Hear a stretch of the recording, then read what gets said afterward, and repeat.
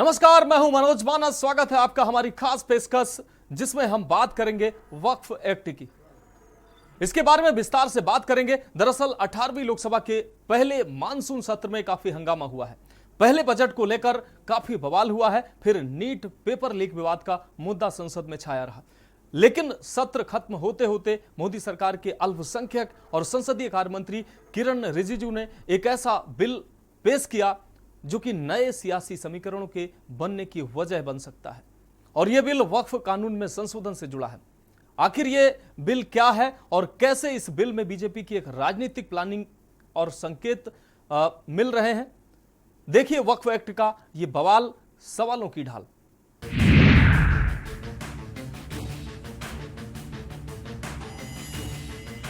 वक्फ board का नाम आते ही आमतौर पर समझ में यही आता है कि मुस्लिम धर्म से संबंधित किसी प्रॉपर्टी की बात हो रही है। शायद इसी के चलते देश की राजनीतिक इसे संवेदनशील मुद्दा बना देते रहे हैं। बहरहाल वोट बैंक की राजनीति के चलते मुस्लिम धर्म के कल्याण के लिए बनाई गई एक पवित्र संस्था पर मुट्ठी भर भ्रष्ट और ताकतवर लोग राज कर रहे हैं। देश में जितनी जमीन सेना और रेलवे के पास है, उससे थोड़ी ही कम जमीन एक ऐसी संस्था के पास है जो मुट्ठी भर लोगों के हाथ की कठपुतली बनी हुई है। तुष्टीकरण की नीतियों के चलते संस्था को ऐसा हथियार मिल गया जिसका वो बेजा इस्तेमाल करने लगे। बता दें कि वक्फ बोर्ड के पास ऐसा अधिकार मिल गया कि वो किसी भी जमीन को वक्फ की संपत्ति घोषित कर सकती है।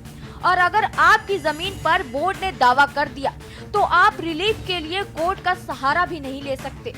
हैरान करने वाली बात तो ये है कि करीब 9.5 लाख एकड़ जमीन होने के बावजूद बोर्ड के पास किसी गरीब मुसलमान की मदद के लिए पैसा नहीं होता है। 2009 तक वक्फ बोर्ड के पास 4 लाख एकड़ तक की 3 लाख रजिस्टर्ड वक्फ संपत्तियां थी। महज 13 साल में वक्फ की जमीन दोगुनी हो गई। आज की तारीख में करीब 8,72,292 से ज्यादा अचल संपत्तियां रजिस्टर्ड हैं, जिनका एरिया करीब 9.4 लाख एकड़ है। दरअसल 2013 में कांग्रेस के नेतृत्व वाली यूपीए सरकार ने 1995 के बेसिक वक्फ एक्ट में संशोधन लाया और वक्फ बोर्डों को और ज्यादा अधिकार दे दिया। वक्फ बोर्डों को संपत्ति छीनने की असीमित शक्तियां देने के लिए अधिनियम में संशोधन किया गया, जिससे किसी भी अदालत में चुनौती नहीं दी जा सकती। आपको बता दें कि अब नए कानून में वक्फ कानून 1995 के सेक्शन 40 को हटाया जा रहा है। इस कानून के तहत वक्फ बोर्ड को किसी भी संपत्ति को वक्फ की संपत्ति घोषित करने का अधिकार था, लेकिन अब ऐसा नहीं हो सकेगा। मोदी सरकार की तरफ से कहा जा रहा है कि सोचने वाली बात है कि क्या एक तरीका लोकतांत्रिक है। देश में कोई भी कानून सुपर लॉ नहीं हो सकता।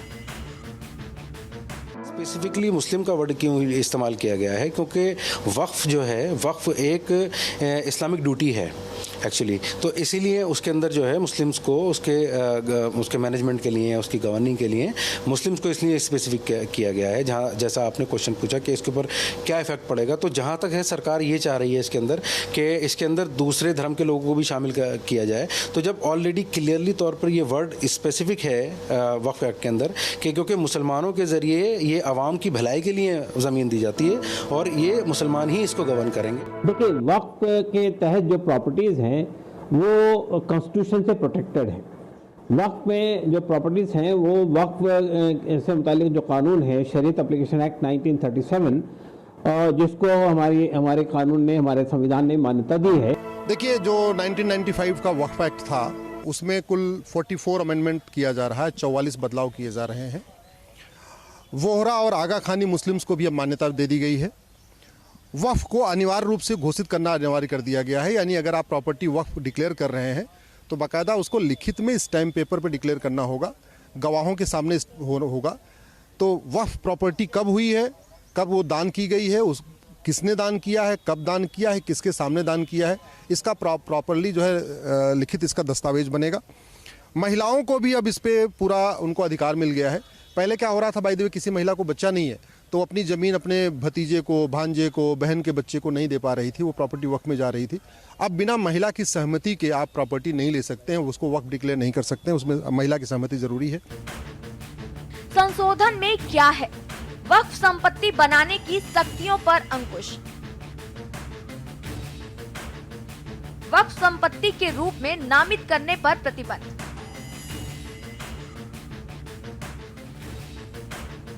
वक्फ बोर्ड के अधिकार को प्रतिबंधित करना।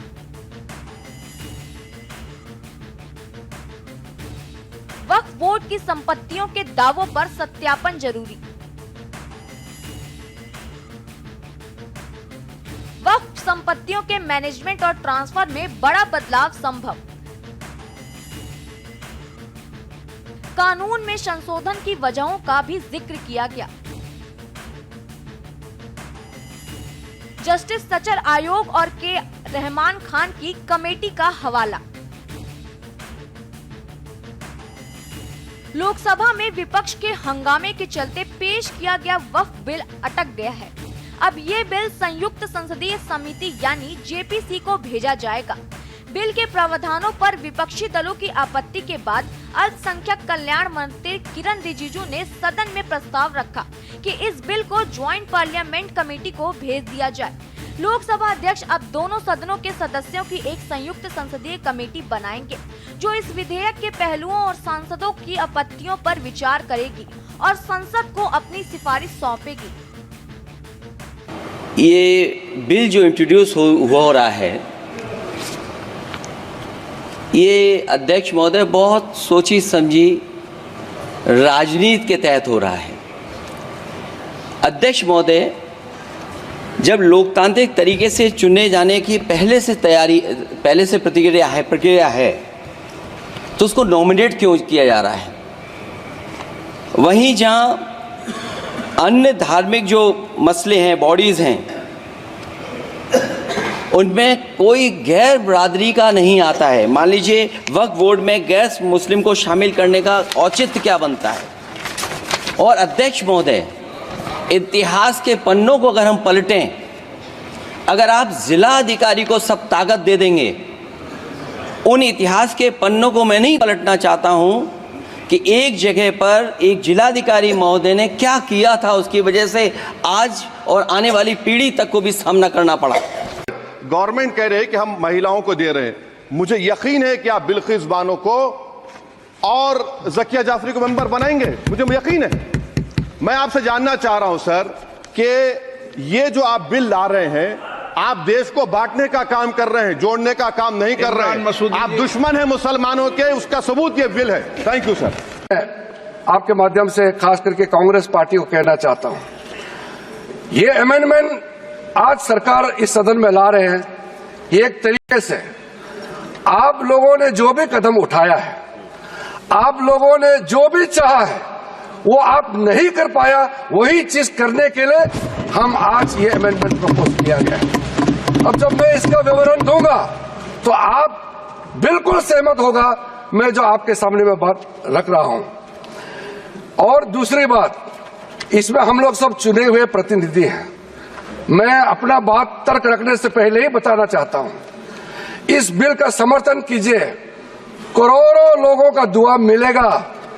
अगर आप विरोध करोगे, चंद लोगों ने पूरा वक्फ बोर्ड को कब्जा करके रखा हुआ है और आम मुसलमान लोगों को जो न्याय इंसाफ नहीं मिला, उसको सही करने के लिए ये बिल लाया गया है। इतिहास में दर्ज होगा कि ये बिल को कौन कौन समर्थन किया है और किसने विरोध किया है, ये इतिहास में नाम दर्ज होगा। इसलिए इस बिल का विरोध करने से पहले आप सोचिएगा, करोड़ों गरीब महिलाओं का, बच्चों का, गरीब मुसलमानों का।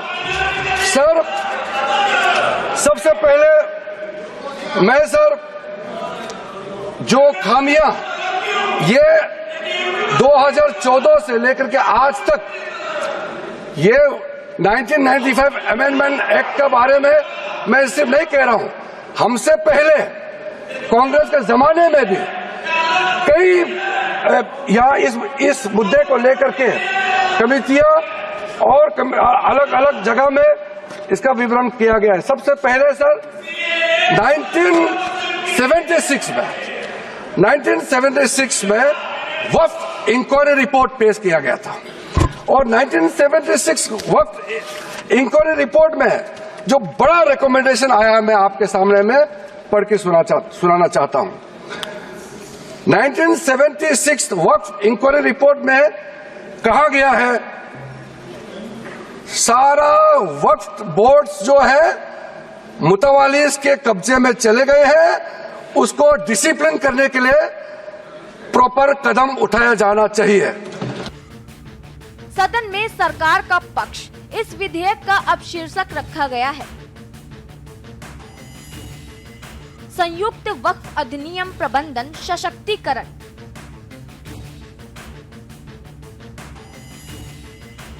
दक्षता और विकास अधिनियम 1995 उम्मीद। बिल से संविधान का उल्लंघन नहीं।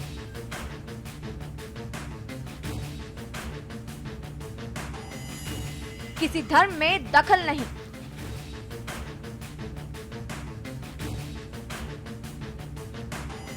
यह बिल अधिकारों पर चोट नहीं करता।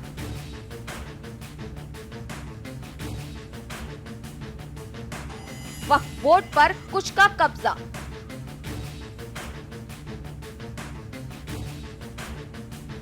हक दिलाने के लिए बिल।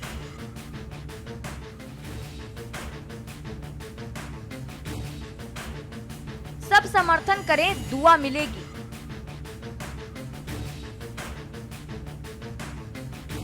वक्फ इस्लामी बंदोबस्त होता है। धर्म से जुड़े या धार्मिक मकसद के लिए दान की गई प्रॉपर्टी को वक्फ प्रॉपर्टी कहते हैं। वक्फ अरबी भाषा का शब्द है। इसका अर्थ है धर्मार्थ यानी चैरिटेबल ट्रस्ट।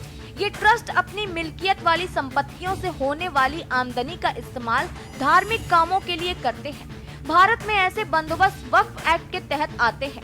इसके तहत प्रॉपर्टी की देखरेख वक्फ बोर्डों के जरिए की जाती है।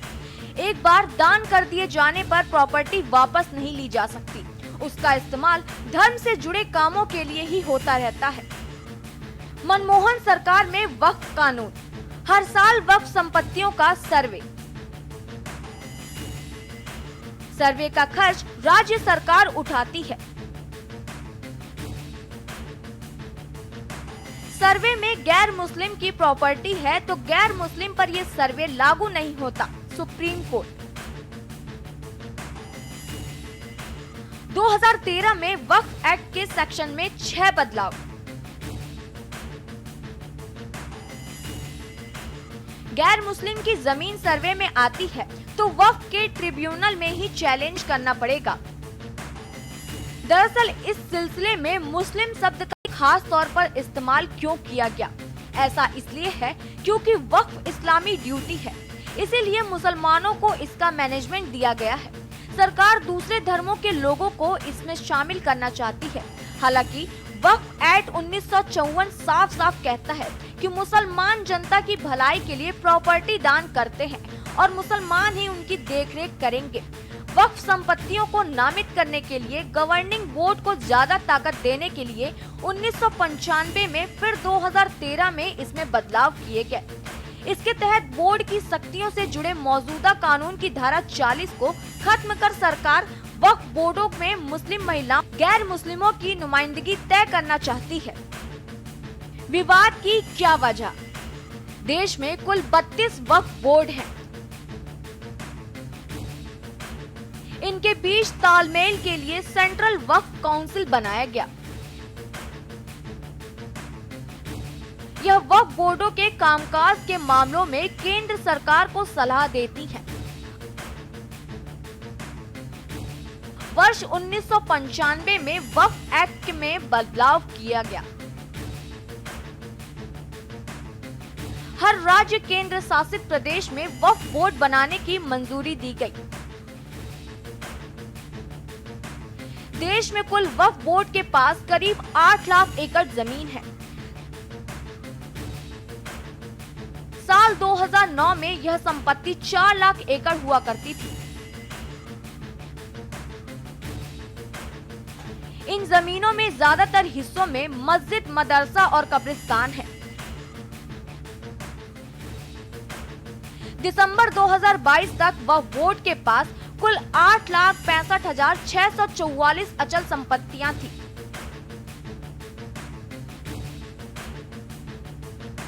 अचल संपत्ति में वक्फ बोर्ड रेल व सेना के बाद तीसरे नंबर पर।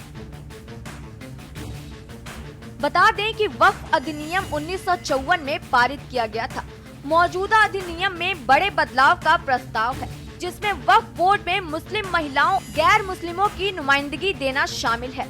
वक्फ के तहत संपत्तियां संविधान से संरक्षित है। वक्फ एक्ट के तहत संपत्तियां वक्फ एक्ट और मुस्लिम पर्सनल लॉ एप्लीकेशन एक्ट 1937 के 39वें प्रावधानों से शासित है, जो हमारे कानून हैं और संविधान ने उन्हें मान्यता दी है। कानून में बदलाव के बाद क्या? अभी राज्य और केंद्र सरकार का वक्फ संपत्तियों में दखल नहीं। संशोधन के बाद वक्फ बोर्ड अपनी संपत्ति को रजिस्टर्ड कराएगा। जिला मजिस्ट्रेट के दफ्तर में संपत्ति रजिस्टर्ड करानी होगी,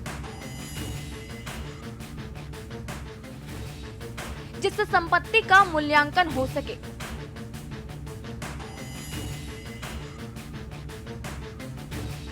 राजस्व की जांच हो सकेगी।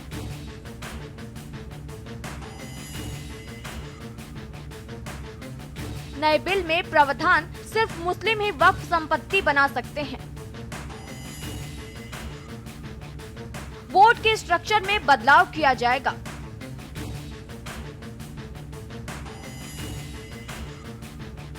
इसमें महिलाओं की हिस्सेदारी भी सुनिश्चित की जाएगी।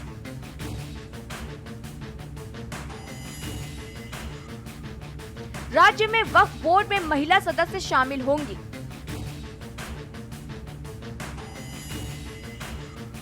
प्रत्येक राज्य बोर्ड में 2 और केंद्रीय परिषद में 2 महिलाएं होंगी। अभी तक महिलाएं वक्फ बोर्ड और काउंसिल की सदस्य नहीं हैं।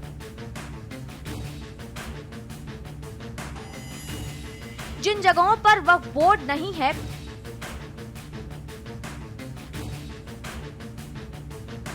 वहां कोई ट्रिब्यूनल में जा सकता है, जो अब तक नहीं है। बता दें कि संशोधन का विरोध कर रहे लोगों का कहना है, केंद्र सरकार जिला कलेक्टरों को वक्फ प्रॉपर्टी से जुड़े विवाद सुलझाने का अधिकार देना चाहती है। सरकार वक्फ बोर्डों की ताकत कम करने के लिए कानून में 40 से ज्यादा बदलाव करना चाहती है। देश भर में 8,72,000 से ज्यादा अचल और 16,000 से ज्यादा चल वक्फ संपत्तियों की देखरेख करने वाले 32 बोर्डों पर पड़ेगा। बहरहाल एक्ट में संशोधन के फैसले ने इसे लेकर बड़ी बहस छेड़ दी है। क्या सरकार वक्फ बोर्डों की ताकत कम करना चाहती है या उसका इरादा उनके कामकाज में पारदर्शिता बढ़ाने का ही है? वक्फ बोर्ड संशोधन अधिनियम को लेकर विपक्ष आंदोलित है, तो वहीं वक्फ बोर्ड के भ्रष्टाचार के किस्सों से पूरा देश वाकिफ है। यहाँ तक कि मुसलमान भी। 9.5 लाख एकड़ जमीन की देखभाल के लिए अगर कोई कानून आया है तो उसका विरोध केवल धार्मिक आधार पर करने के बजाय तार्किक आधार पर होना चाहिए। आज मुस्लिम देशों में महिलाएं प्रधानमंत्री बन रही हैं। भारत में भी मुस्लिम महिलाएं सांसद, विधायक, मंत्री और राष्ट्रपति तक बन चुकी हैं, पर वो वक्फ बोर्ड की मेंबर नहीं बन सकती हैं। क्या ये भारतीय संविधान का उल्लंघन नहीं है? क्या मुस्लिम महिलाओं को भी बराबर का दर्जा नहीं मिलना चाहिए? नए बिल में केंद्रीय वक्फ परिषद और राज्य वक्फ बोर्डों की भूमिका में भी बदलाव किया गया है। इन निकायों में और गैर मुसलमानों का प्रतिनिधित्व भी होगा। केंद्रीय वक्फ परिषद और राज्य वक्फ बोर्ड में मुसलमानों का प्रतिनिधित्व भी होगा। केंद्रीय परिषद और राज्य वक्फ बोर्ड में 2 महिलाओं को रखना अनिवार्य होगा। एक केंद्रीय पोर्टल और डेटाबेस के जरिए वक्फ के रजिस्ट्रेशन तरीकों को सुव्यवस्थित किया जाएगा। नए बिल में आगा खानी और बोहरा वक्फ को परिभाषित किया गया है। इस विधेयक में बोहरा और आगा खानियों के लिए एक अलग औकाफ बोर्ड बनाए जाने का प्रस्ताव है। मसौदा में मुस्लिम समुदाय में अनपिछड़ा वर्ग, सिया, सुन्नी, बोहरा, आगा खानी को प्रतिनिधित्व दिए जाने का प्रावधान है। स्पेशल डेस्क के न्यूज इंडिया। तो हमारी खास पेशकश में फिलहाल अभी के लिए इतना ही। मुझे दीजिए इजाजत और आप देखते रहिए के न्यूज इंडिया। आप देख रहे हैं के न्यूज, खबरों का सारथी।